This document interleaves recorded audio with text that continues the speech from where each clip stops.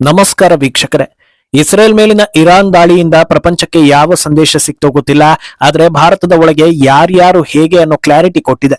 ಆದ್ರೆ ಈ ಹೊತ್ತಲ್ಲಿ ಪ್ರಧಾನಿ ಮೋದಿ ಹೇಗೆ ಚದುರಂಗದಾಟ ಆಡ್ತಿದ್ದಾರೆ ಅನ್ನೋದು ಕೂಡ ರಿವೀಲ್ ಆಗ್ತಾ ಇದೆ. ವಿಶ್ವವೇ ಅಲ್ಲೋಲ ಕಲ್ಲೋಲ ಆಗ್ತಾ ಇದ್ರು ಭಾರತ ಸೇಫ್ ಆಗಿದೆ ಅನ್ನೋ ಕುರಿತಂತೆ ಈ ಹಿಂದೆ ಒಂದು ವಿಡಿಯೋದಲ್ಲಿ ಹೇಳಿದ್ವಿ. ಸುಮ್ನೆ ಭಾರತ ಸೇಫ್ ಆಗಿಲ್ಲ, ಅದಕ್ಕೆ ನಮ್ಮ ದೇಶದ ರಾಜತಾಂತ್ರಿಕತೆಯೇ ಪ್ರಮುಖ ಕಾರಣ ಅನ್ನೋದನ್ನ ಕೂಡ ತಿಳಿಸಿದ್ವಿ. ಈ ರಾಜತಾಂತ್ರಿಕತೆ ಹೇಗಿದೆ ಅನ್ನೋದರ ಬಗ್ಗೆ ಈಗ ಡೀಟೇಲ್ಸ್ ಕೊಡ್ತೀವಿ. ಏನೋ ಪ್ರಧಾನಿ ಮೋದಿಯನ್ನ ಹಾಗೂ ಕೇಂದ್ರ ಸರ್ಕಾರವನ್ನ ಬಲವಾಗಿ ವಿರೋಧಿಸ್ತಾ ಇರೋ ಕಾಂಗ್ರೆಸ್ ಹಾಗೂ ವಿಪಕ್ಷಗಳ ಡಬಲ್ ಸ್ಟ್ಯಾಂಡರ್ಡ್ ಕೂಡ ಅನಾವರಣ ಆಗ್ತಾ ಇದೆ. ಯಾವೆಲ್ಲ ವಿಚಾರಗಳನ್ನ ಮುಂದಿಟ್ಕೊಂಡು ಕೈ ನಾಯಕರು ಮೋದಿ ಸರಿ ಇಲ್ಲ ಅಂತಿದ್ದಾರೋ ಅಂಥದ್ದೇ ವಿಚಾರಗಳಲ್ಲಿ ಅವರ ನಿಲುವು ಹೇಗಿತ್ತು ಅನ್ನೋದು ಕೂಡ ರಿವೀಲ್ ಆಗಿದೆ. ಇದೆಲ್ಲವನ್ನ ಒನ್ ಬೈ ಒನ್ ವಿವರಿಸ್ತಾ ಹೋಗ್ತೀವಿ. ಈ ವಿಡಿಯೋವನ್ನ ತಪ್ಪದೆ ಕೊನೆ ತನಕ ನೋಡಿ. ಅದಕ್ಕೂ ಮುನ್ನ ಮೀಡಿಯಾ ಮಾನ್ಸ್ಟರ್ ಚಾನೆಲ್ ನ ತಪ್ಪದೆ ಸಬ್ಸ್ಕ್ರೈಬ್ ಮಾಡಿ. ಎಸ್, ನಿಜಕ್ಕೂ ಒಂದು ವಿಚಾರದಲ್ಲಿ ಬಹಳ ಅಚ್ಚರಿ ಆಗ್ತಾ ಇದೆ. ಅದು ನಾವು ನೀವೆಲ್ಲ ಈ ದೇಶದಲ್ಲಿ ಅಥವಾ ಭಾರತದ ಮಣ್ಣಲ್ಲಿ ಹುಟ್ಟೋದಕ್ಕೆ ಎಷ್ಟು ಪುಣ್ಯವಂತರು ಅನ್ನೋದು. ಇದನ್ನ ಕೇಂದ್ರದಲ್ಲಿ ಮೋದಿ ಇದ್ದಾರೆ ಅನ್ನೋ ಕಾರಣಕ್ಕೆ ಹೇಳ್ತಾ ಇರೋದಲ್ಲ, ಜನರಲ್ ಆಗಿ ಹೇಳ್ತಾ ಇರೋದು. ಇವತ್ತು ಒಂದೊಂದು ದೇಶಗಳ ಅವಸ್ಥೆ ಪರಿಸ್ಥಿತಿ ನೋಡಿದ್ರೆ ಬಡವರಾಗಿದ್ರು ಪರವಾಗಿಲ್ಲ, ಭಾರತದಲ್ಲೇ ನಾವು ತುಂಬಾನೇ ಆರಾಮಾಗಿದ್ದೀವಿ ಅನ್ನೋ ಫೀಲ್ ಬರುತ್ತೆ.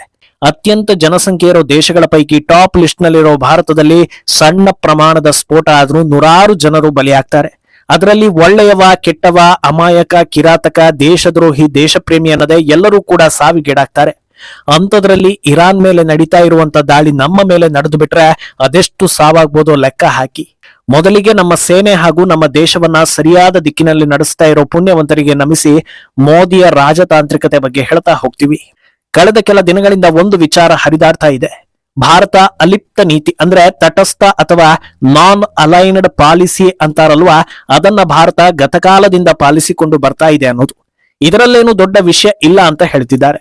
ಆದ್ರೆ ಸುಮ್ಮನೆ ಯೋಚನೆ ಮಾಡಿ, ಒಂದು ಗುಂಪಲ್ಲಿ ಎಲ್ಲರೂ ಗಲಾಟೆ ಗದ್ದಲ ಮಾಡ್ತಾ ಇರುವಾಗ ಯಾರಾದ್ರೂ ಒಬ್ಬ ನನಗೆ ನೀವೆಲ್ಲರೂ ಬೇಕು, ನಾನ್ ಗಲಾಟೆ ಮಾಡೋದಿಲ್ಲ, ನಿಮ್ಮ ಸಹಾಯ ನನ್ನೊಂದಿಗೆ ಇರ್ಲಿ ಅಂತ ಹೇಳಿದ್ರೆ ಉಳಿದವರೆಲ್ಲ ಓಕೆ ಅಂದ್ಬಿಡ್ತಾರ?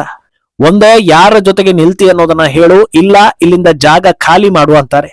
ಅದರಲ್ಲೂ ಈಗಿನ ಜಮಾನದಲ್ಲಿ ಅದೆಲ್ಲ ಮಾತಲ್ಲಿ ಹೇಳಿದಷ್ಟು ಸುಲಭದ ವಿಷಯ ಅಲ್ವೇ ಅಲ್ಲ. ಆದ್ರೂ ಕೂಡ ಭಾರತ ತಟಸ್ಥ ನೀತಿಯಲ್ಲಿ ಗೆಲ್ತಾ ಇದೆ ಅಂದ್ರೆ ಅದರ ಹಿಂದೆ ಬಲವಾದ ಕಾರಣ ಇದೆ. ಇದೇ ಅಚ್ಚುಕಟ್ಟಾದ ರಾಜತಾಂತ್ರಿಕತೆ. ಇವತ್ತು ಪ್ರಪಂಚದಲ್ಲಿ ಅತ್ಯಂತ ಬಲಿಷ್ಠ ದೇಶ ಅಂತ ಗುರುತಿಸಿಕೊಂಡಿರೋ ದೇಶಗಳಲ್ಲಿ ರಷ್ಯಾ ಹಾಗೂ ಇಸ್ರೇಲ್ ಟಾಪ್ ಸ್ಥಾನದಲ್ಲಿದೆ. ಈ ಎರಡೂ ದೇಶಗಳ ಮೇಲೆ ಜಾಗತಿಕ ದಿಗ್ಗಜರಲ್ಲಿ ಹಲವರು ವಿರೋಧಿಗಳಿದ್ದಾರೆ. ಆದ್ರೆ ಭಾರತದ ಪಾಲಿಗೆ ನಂಬಿಕಸ್ಥ ಮಿತ್ರ ದೇಶಗಳು ಯಾವ್ದಾದ್ರು ಇದ್ರೆ ಅದು ಈ ಎರಡೇ ದೇಶಗಳು. ಈ ಎರಡೂ ದೇಶಗಳು ಮಿಲಿಟರಿ ವಿಚಾರದಲ್ಲಿ ಫೇಮಸ್ ಅನ್ನೋದು ಗೊತ್ತಿದೆ. ಈ ಎರಡೂ ದೇಶಗಳ ಜೊತೆಗೆ ಭಾರತ ಭದ್ರತಾ ಒಪ್ಪಂದಗಳನ್ನ ಮಾಡಿಕೊಂಡಿದೆ. ರಷ್ಯಾ ಜೊತೆಗೆ ಡಿಫೆನ್ಸ್ ಹಾಗೂ ಆಯಿಲ್ ಸಂಬಂಧಿತ ಒಪ್ಪಂದಗಳಿವೆ. ಇಸ್ರೇಲ್ ಜೊತೆ ಮಿಲಿಟರಿ, ಡ್ರೋನ್ ಹಾಗೂ ಟೆಕ್ನಾಲಜಿ ಕುರಿತ ಒಪ್ಪಂದಗಳಿವೆ. ಈ ಎರಡೂ ದೇಶಕ್ಕೆ ಭಾರತ ಬೆಂಬಲ ಕೊಡುತ್ತೆ. ಆದ್ರೆ ಈ ದೇಶಗಳು ಯುದ್ಧದಲ್ಲಿ ಭಾಗಿಯಾದಾಗ ಭಾರತ ತಕ್ಷಣವೇ ಆಯುಧ ಹಿಡಿದು ಯುದ್ಧರಂಗಕ್ಕೆ ಇಳಿಯೋದು ಇಲ್ಲ, ಅಥವಾ ನೀವು ಯಾರ ಮೇಲೂ ದಾಳಿ ಮಾಡಬೇಡಿ ಅಂತ ಬಿಟ್ಟಿ ಸಲಹೆ ಕೊಡೋ ಕೆಲಸವನ್ನೂ ಮಾಡೋದಿಲ್ಲ. ಶಾಂತಿ ಕಾಪಾಡಿ ಅನ್ನೋದನ್ನ ಮಾತ್ರ ಹೇಳುತ್ತೆ. ಹಾಗಿದ್ರೆ ಈ ಎರಡು ದೇಶಗಳ ವಿರೋಧಿಗಳು ಭಾರತಕ್ಕೆ ಶತ್ರುಗಳ ಅಂತ ಕೇಳಿದ್ರೆ ಖಂಡಿತ ಹಾಗಿಲ್ಲ. ಇಸ್ರೇಲ್ ಅನ್ನ ವಿರೋಧಿಸೋ ಚಿಕ್ಕ ಪುಟ್ಟ ಮುಸ್ಲಿಂ ದೇಶಗಳು ಭಾರತದ ಬಗ್ಗೆ ಅನಾವಶ್ಯಕವಾಗಿ ಮಾತಾಡೋದಿಲ್ಲ.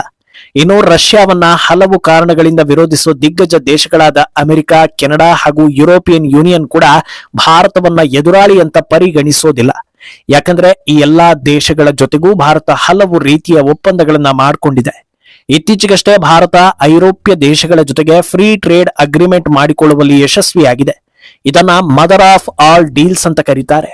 ಇಷ್ಟು ವರ್ಷಗಳಲ್ಲಿ ಮೊದಲ ಬಾರಿಗೆ ಈ ಡೀಲ್ ನಲ್ಲಿ ಭಾರತ ಯಶಸ್ವಿಯಾಗಿದ್ದನ್ನ ಇತಿಹಾಸದ ಪುಟಗಳಲ್ಲಿ ನಮೂದಿಸಬೇಕಾದ ಘಟನೆ ಅಂತಲೇ ಪರಿಗಣಿಸಲಾಗ್ತಾ ಇದೆ. ಇನ್ನು ಕೆನಡಾ ಕಡೆ ನೋಡಿದ್ರೆ ಅವರ ಜೊತೆ ಭಾರತ ಮಾಡ್ಕೊಂಡಿರೋದು ಸಣ್ಣ ಪುಟ್ಟ ಡೀಲ್ ಅಲ್ಲ, ಪವರ್ಫುಲ್ ನ್ಯೂಕ್ಲಿಯರ್ ಡೀಲ್. ಅತ್ಯಂತ ದೊಡ್ಡ ದೇಶಗಳ ಪೈಕಿ ಒಂದಾದ ಕೆನಡಾ ಕೂಡ ಭಾರತದ ಮಿತ್ರ ಅಥವಾ ಭಾರತಕ್ಕೆ ಶತ್ರು ಅಲ್ಲ ಅನ್ನೋ ವ್ಯಾಖ್ಯಾನಕ್ಕೆ ಅದರದ್ದೇ ಆದ ತೂಕವಿದೆ. ಇನ್ನು ಅಮೆರಿಕ ಯಾರಿಗೂ ಮಿತ್ರನೂ ಅಲ್ಲ, ಶತ್ರುವೂ ಅಲ್ಲ. ಅಮೆರಿಕದ ಜೊತೆಗೆ ಮಿತ್ರನಾಗೋದಕ್ಕಿಂತ ಶತ್ರು ಆಗಿದ್ರೇನೆ ಸೇಫ್ ಅನ್ನೋ ವ್ಯಾಖ್ಯಾನ ಆ ದೇಶದ ಮೇಲಿದೆ.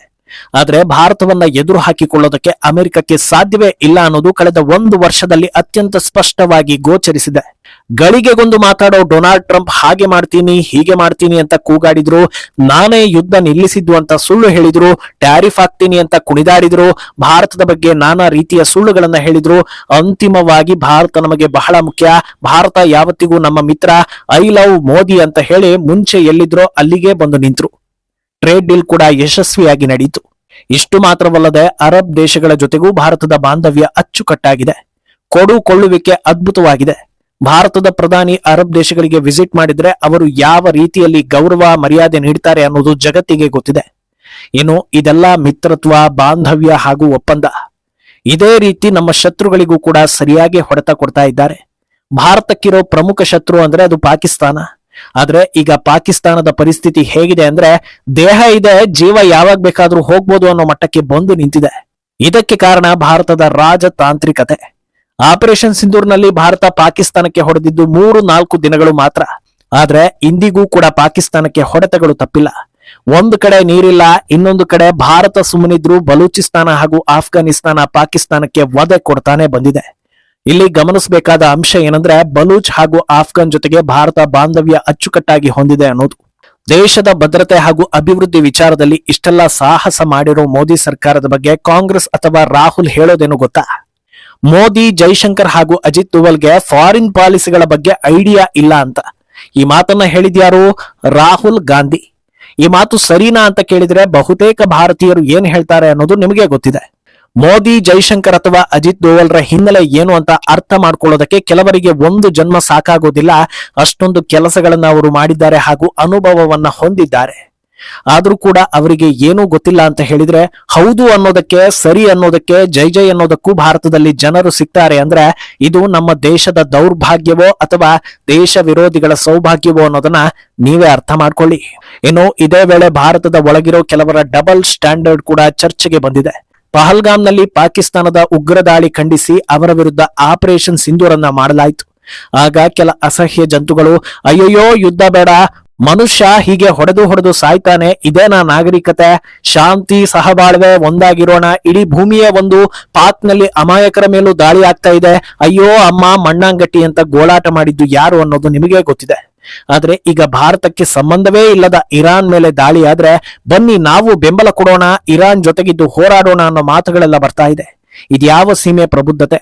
ಈ ರೀತಿ ತಲೆಬುಡವಿಲ್ಲದ ಹೇಳಿಕೆ ಕೊಡೋರು ಸ್ವಯಂ ಘೋಷಿತ ಬುದ್ಧಿವಂತರು ಅನ್ನಿಸ್ಕೊಳ್ತಾರಾ ಅಥವಾ ಸ್ವಯಂ ಘೋಷಿತ ಬುದ್ಧಿವಂತರು ಆಗ್ಬೇಕು ಅಂದ್ರೆ ಇಂಥ ಹೇಳಿಕೆಗಳನ್ನ ನೀಡೋದು ಕಡ್ಡಾಯನ ಅಂತ ಜನರು ಗೊಂದಲಕ್ಕೀಡಾಗಿದ್ದಾರೆ. ಅಲ್ಲದೆ ಇರಾನ್ ಮೇಲೆ ಇಸ್ರೇಲ್ ಹಾಗೂ ಅಮೆರಿಕ ದಾಳಿ ಮಾಡ್ತಾ ಇರೋದನ್ನ ಯಾವುದೇ ಒರಿಜಿನಲ್ ಮುಸ್ಲಿಂ ದೇಶಗಳು ವಿರೋಧಿಸ್ತಾ ಇಲ್ಲ, ಬದಲಾಗಿ ಬೆಂಬಲ ಕೊಡ್ತಾ ಇದ್ದಾರೆ. ಕಾಂಗ್ರೆಸ್ ಪ್ರೀತಿಸೋ ಪಾಕಿಸ್ತಾನ ಕೂಡ ಇರಾನ್ ವಿರುದ್ಧ ನಿಂತು ಸೌದಿಗೆ ಬೆಂಬಲ ಕೊಡ್ತಾ ಇದೆ. ಇನ್ನು ಇರಾನ್ಗೆ ಚೀನಾ ಡಿಫೆನ್ಸ್ ಪಾರ್ಟ್ನರ್. ಆದ್ರೂ ಅವರು ಇರಾನ್ ಪರ ಬಾರದೆ ಸೈಲೆಂಟ್ ಮೋಡ್ ನಲ್ಲಿದ್ದಾರೆ. ಇವರು ಯಾರನ್ನು ಕೂಡ ಯಾರು ಪ್ರಶ್ನೆ ಮಾಡ್ತಾ ಇಲ್ಲ. ಆದ್ರೆ ಸೋನಿಯಾ, ರಾಹುಲ್ ಇಂದ ಹಿಡಿದು ಅವರಿಗೆ ವೋಟ್ ಹಾಕುವವರೆಲ್ಲ ಪ್ರಧಾನಿ ಮೋದಿಗೆ ದಿನ ಬೆಳಗಾದ್ರೆ ಬೈತಾ ಇದ್ದಾರೆ. ಭಾರತ ಎಷ್ಟು ವಿಚಿತ್ರ ಅಲ್ವಾ? ಈ ಬಗ್ಗೆ ನಿಮ್ಮ ಅಭಿಪ್ರಾಯವನ್ನ ತಪ್ಪದೆ ಕಮೆಂಟ್ ಮೂಲಕ ತಿಳಿಸಿ.